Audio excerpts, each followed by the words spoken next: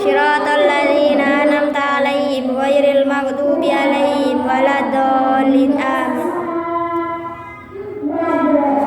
Baik, saya di sini akan menjelaskan sebelum saya menjelaskan materi selanjutnya. Kemarin ada masih yang ingat materi yang kemarin? Enggak. Sudah lupa ya? Ya. Baik, kemarin itu menjelaskan tentang apa? Turunnya wahyu. Di sini akan mempelajari tentang Al-Quran dan hadis. Baik, saya akan menjelaskan tentang Al-Quran dan apa? Hadis.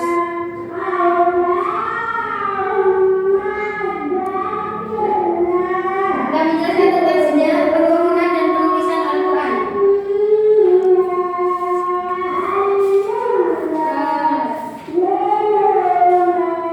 Sejarah penurunan dan penulisan Al-Quran.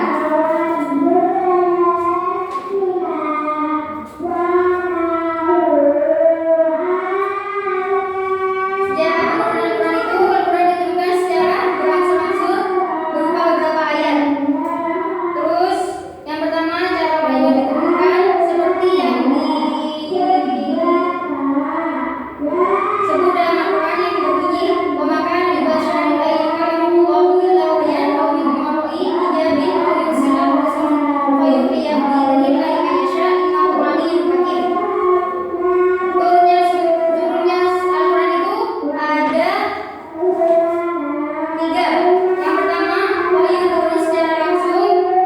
Terus yang kedua wahyu turun dari bilik tabir. Ketiga wahyu turun dengan perantara malaikat Jibril.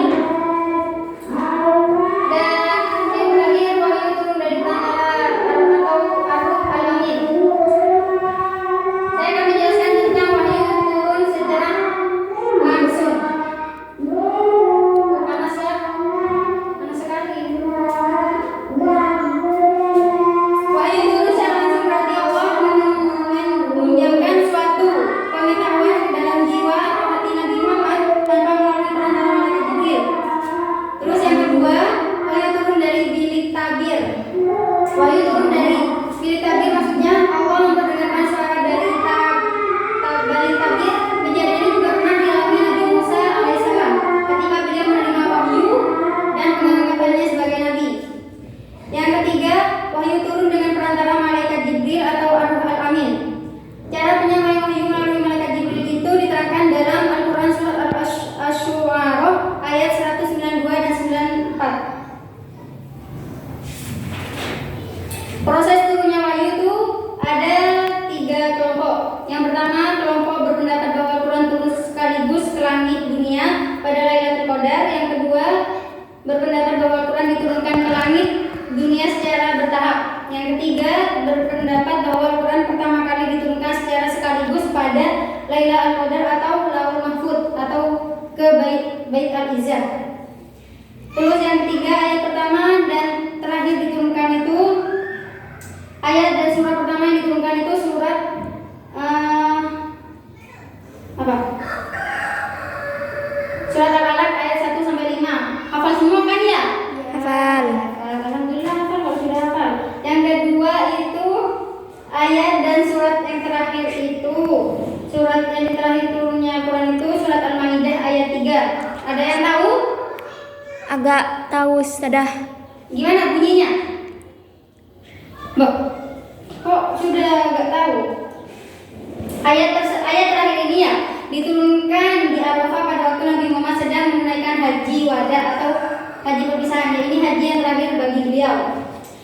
Disebut demikian karena 81 hari kemudian Nabi Muhammad wafat. Terus pengertian ayat dan surah dalam Al-Quran. Secara lugawi bahasa arti ayat adalah tanda. Dalam istilah Al-Quran adalah susunan beberapa kalimat atau Al-Quran yang mempunyai permulaan dan akhir serta dihitung sebagai bagian dari surat Al-Quran. Terus dari segi jumlah ayat yang terdapat dari surah-surah itu, para sahabat Nabi membagi surah-surah Al-Quran menjadi 5 bagian, yaitu As-Sab'u, At-Tilaw, At-Tiwal, Al-Mi'un, Al-Misani, Al-Mufassal.